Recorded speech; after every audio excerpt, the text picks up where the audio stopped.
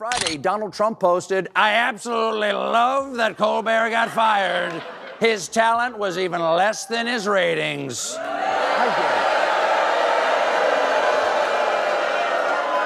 How dare you, sir? Would an untalented man be able to compose the following satirical witticism? Go yourself. The odor, the stench, the stink. How bad is it? What do you know about that? Yeah, I mean, it's not good. I mean, think about the best way to describe it. I've tried to take armpits, ketchup, like a butt, and kind of put it in a blender, and makeup, and put that all in a blender, and you bottle that as a. Imagine everything you thought you knew about Trump getting completely dismantled, live and unfiltered. Stephen Colbert unleashes razor-sharp wit that slices through the chaos, while Adam Kinzinger drops truth bombs so precise they leave lasting impact. Together, they expose the contradictions, the secrets, and the spectacle behind the Trump image. It's sharp, shocking, and impossible to look away. Get ready for laughter mixed with disbelief as comedy and cold honesty collide. Buckle up, this isn't satire, it's revelation. Some of his claims are over investigations into his Russia ties and the seizure of hundreds of classified documents from Mar-a-Lago's highly secure guest bathroom. Okay, he didn't like that. He got really mad, so okay. Now, of course, after he became president, all the cases against him were dropped. But that's not enough. The man wants his money, don't make him put his rings on. Specifically, Trump wants the DOJ to pay him $230 million, which, from the sound of this audience, is obviously ridiculous. Trump's world of spectacle and ego is finally starting to crack. Stephen Colbert turns his chaos into razor-sharp comedy, while Adam Kinzinger delivers cold, hard truths that hit like thunder. Together, they expose the cracks beneath the confidence, and it's brutally entertaining. The president was buddies with a pedophile. On Friday, the Wall Street Journal dropped an absolute bombshell. They are reporting that in 2003, Trump sent a birthday letter to Jeffrey Epstein for his 50th birthday that was sexually suggestive. Yeah, it's the most inappropriate birthday gift since Carvel debuted Fudgy the Hung Like a Whale. Now, according to the Wall Street Journal, Trump's letter featured several lines of typewritten text framed by the outline of a naked woman, which appears to be hand-drawn with heavy mark. If you're enjoying this video, don't forget to subscribe and hit the bell icon. One reveals absurdity, the other unveils reality. Together, they craft moments so sharp and shocking they'll leave you laughing, thinking, and questioning how everything spiraled so far off course. Pardon, you didn't ask for a pardon. It was preemptive just in case Trump's Justice Department goes after you and other members of the January 6th committee. What was your reaction when you saw Trump's post last night declaring your preemptive pardon void and vacant? Well, first off, I'm trying to figure out what he's trying to distract from, because that's what all this is, always a distraction to try to get people's attention, or maybe he hasn't felt like he's gotten enough attention. But look, Jake, it's like, bring it on. Colbert transforms the ordinary into the outrageous. Small slip-ups and casual remarks become epic missteps under his sharp comedic eye. Trump's world, built on spectacle and exaggeration, starts to wobble, exposed as fragile theater. What once looked powerful now feels like a house of cards trembling in a storm of satire. A pair of small arcs denotes the woman's breasts, and the future president's signature is a squiggly Donald below her waist, mimicking pubic hair. Do you know what that means? That means Donald Trump has drawn pubic hair on every executive order. That is not. Is that legal? Is that legal? Auto pen? Auto pube? What is that?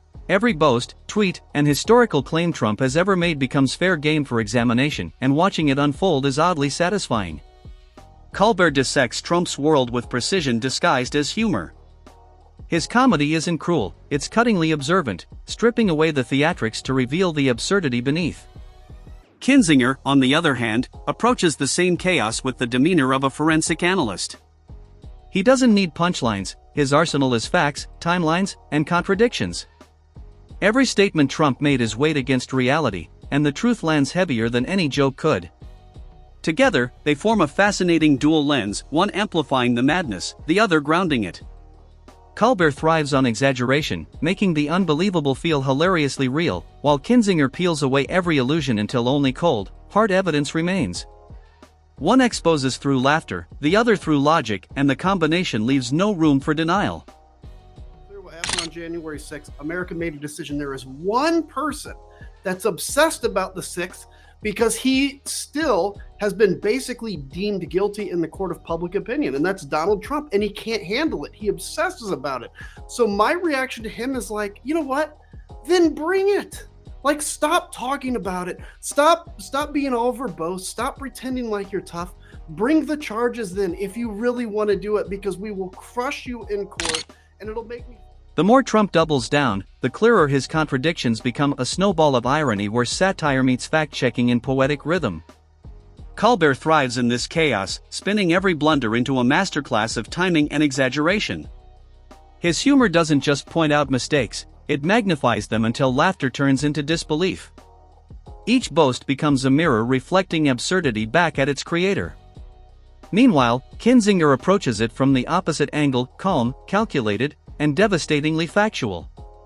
He lays out timelines, quotes, and patterns that strip away the showmanship and reveal the raw inconsistencies beneath. Where Colbert crafts comedy from exaggeration, Kinzinger delivers truth through precision. Together, they form an unintentional duet, one theatrical, one methodical, both exposing the widening gap between what's said and what's real. At this point, Trump isn't even trying to hide his awfulness. His critics accuse him of being a wannabe dictator, so what does he do? He sits down with Hungarian dictator and elephant seal barking for a trout, Viktor Orban. Orban went down to Mar-a-Lago on Friday for an official fake state visit with the not president. Orban's a bad guy. In the last decade, he has weakened the institutions of democracy, eroded the legal system, and eliminated effective opposition. Did you ever know that you're my hero for trying to end democracy? This is the kind of exposure that doesn't need punchlines, reality alone delivers the sting. Every claim, every attack Trump has made can be traced, dissected, and often debunked. Kinzinger's method creates an uncomfortable precision, the kind of clarity that forces even die-hard supporters to pause. His calm delivery and factual timeline cut deeper than any insult. Meanwhile, Colbert keeps audiences hooked through anticipation, the thrill of seeing how far humor can stretch truth before it snaps. He turns slip-ups into spectacles, exaggerations into emblematic moments that reveal more than Trump ever intended. Together, their styles form a powerful contrast. Colbert entertains through wit and absurdity, while Kinzinger enlightens through evidence and order. Both build suspense, one through laughter, the other through logic, and together they expose the widening rift between illusion and authenticity. Neither can be ignored, because both, in their own way, capture the slow unraveling of a carefully crafted persona. The Republican Party is no longer conservative. It has switched its allegiance from the principles that gave it purpose to a man whose only purpose is himself. Donald Trump is a weak man pretending to be strong. He is a small man pretending to be... Trump's ego turns every moment into theater, and that's exactly what makes it irresistible to dissect. Colbert treats it as a living character in a tragicomedy, one so inflated with self-importance that every boast becomes a perfectly timed punchline. Kinzinger, on the other hand, dissects it with surgical precision, charting each word in action against measurable truths of leadership and accountability. The tension between their methods is magnetic, two worlds colliding over the same subject, each amplifying what the other reveals. Colbert's satire exposes the absurdity through humor, making even the smallest misstep feel monumental.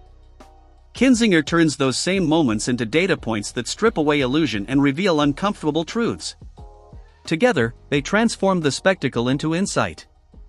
Colbert magnifies Trump's ego until it feels like performance art, while Kinzinger dismantles the machinery behind it, showing how easily theatrics crumble under scrutiny. The result is both hilarious and sobering, a portrait of power unraveling under its own weight, exposed by comedy and confirmed by fact. Here's Trump on Saturday mocking the speech impediment Joe Biden has had since childhood. 2 nights ago, we all heard Crooked Joe's angry, dark, hate-filled rant of a State of the Union address. Didn't it bring us together? Remember, he said, I'm going to bring the country together. Wow. Wow. You really want to go there? First of all, Biden didn't stutter like that. Second, if you want to make this a word-talking contest. Together, Colbert and Kinzinger craft a multidimensional portrait, one driven by spectacle, the other by consequence. The result is both riveting and revealing, showing just how far performance can drift from reality. Colbert's pacing is electric, his humor relentless. Each joke lands like a drumbeat, building momentum until even the smallest misstep feels monumental. There's no pause, no escape, only the mounting absurdity of exaggeration turned into rhythm. In contrast, Kinzinger moves with precision. His revelations unfold slowly, each fact cutting deeper, his delivery calm but devastating. It's a duel of tone, one fueled by laughter, the other by logic, yet both converge to expose a truth that's impossible to ignore. What begins as entertainment transforms into realization, what begins as satire becomes reflection. Colbert's timing crafts suspense, stretching moments for maximum irony, while Kinzinger's structure builds clarity through sequence and evidence. Their methods couldn't be more different, yet together, they capture the vast distance between image and reality. Every claim, no matter how loud, meets its counterpart, humor balanced by hard fact, spectacle met with consequence. Look, if Donald Trump gets the Republican nomination, there are many of us that will move heaven and earth to ensure he doesn't win. I think that's the most important thing. He cannot be president again. He's a faithless man pretending to be righteous. He's a perpetrator who can't stop playing the victim. That in action and in words, he's a victim of everything. He whines incessantly. He's always the victim of just every happening. We can't take that. The contrast between exaggeration and reality creates an experience unlike any other. Colbert lets imagination run wild, transforming Trump's quirks and contradictions into scenes so absurd they almost feel believable. His humor paints chaos with color, allowing the audience to laugh while processing the madness. Kinzinger, on the other hand, doesn't need imagination, he uses evidence. His calm precision builds a narrative so grounded that satire begins to feel prophetic. Together, they form a rhythm of laughter and realization, each moment revealing more than the last. What starts as entertainment quickly morphs into exposure.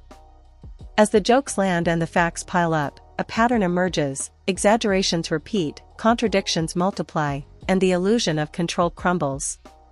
Colbert magnifies the chaos until it borders on surreal comedy, while Kinzinger connects the dots into undeniable truths. The irony is striking, actions meant to project strength instead reveal fragility. Every boast, every claim, every staged moment becomes either a punchline or a lesson. The audience is left both amused and awakened, laughing at the performance while realizing its consequences. Without ever working together, Colbert and Kinzinger deliver a synchronized takedown, one through wit, the other through reality. You're one of the weirdest speakers in human history. Here's Trump later in that same speech saying something. They're weaponizing law enforcement for high-level election interference against Joe Biden's top and only political appointment, a guy named me. It's a guy named me. Can he not remember his own name at this point? Even the smallest exaggeration or throwaway line becomes fuel for exposure. Colbert takes Trump's rhetoric and stretches it until the absurdity is impossible to ignore. A boast becomes a punchline, a slip of the tongue becomes a scene from political theater. Meanwhile, Kinzinger, grounded in fact and evidence, examines those same words under a microscope, highlighting the gaps between statement and reality.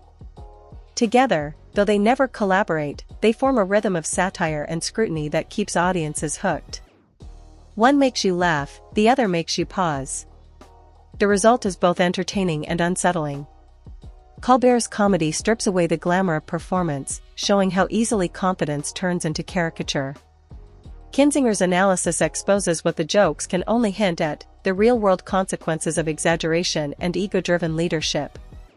As the two narratives unfold in parallel, the audience experiences something rare: laughter that teaches, critique that entertains. What begins as humor evolves into revelation. Every contradiction becomes a clue, every overstatement a mirror reflecting a deeper truth. By the end, the effect is undeniable. The theater collapses under its own weight. Colbert reveals the act, Kinzinger reveals the aftermath. Humor softens the blow, but the clarity remains sharp. Together, they turn political spectacle into a masterclass in accountability, one joke, one fact, one revelation at a time. You would vote for Joe Biden? Over Donald Trump in a heartbeat. I mean, to me, that's not even a question I would have to wrestle with. That wouldn't even be, to me, something that I would almost feel sick to do. Like, it is literally a decision at that moment between, do you believe in a functioning democracy or do you not? And I think that's the only thing on the ballot. I think that is the only thing. There's a guy running for president who has made it clear he doesn't care about the Constitution. Colbert's jokes make Kinzinger's truths hit harder, and Kinzinger's truths make Colbert's exaggerations sting sharper. Together, they create an unbreakable loop: absurdity validated by fact, and fact magnified by absurdity. It's a rare kind of balance that turns both laughter and logic into weapons of revelation. Every punchline feels earned because it's grounded in truth, and every truth lands deeper because it's framed by humor. The result is a dual spectacle where no piece of Trump's persona remains untouched. By the time it's over, viewers find themselves caught between disbelief, amusement, and a quiet realization that what they're watching isn't just comedy, it's commentary. Colbert exposes the showmanship, the bravado, and the theatrical excess that define Trump's image. Kinzinger, with precision and poise, strips those same qualities bare, revealing the hollow contradictions beneath. Together, they form a rhythm of irony and insight that pulls the audience in. The brilliance lies in contrast. Humor makes reality easier to face, while truth gives humor its edge. By the end, the takeaway is simple yet powerful: bravado without substance collapses under scrutiny, and ego without truth becomes its own parody. Colbert and Kinzinger never need to share a stage to prove it. Their combined effect dismantles illusion, exposes contradiction, and reminds us that when satire meets truth, the result isn't just funny, it's unforgettable.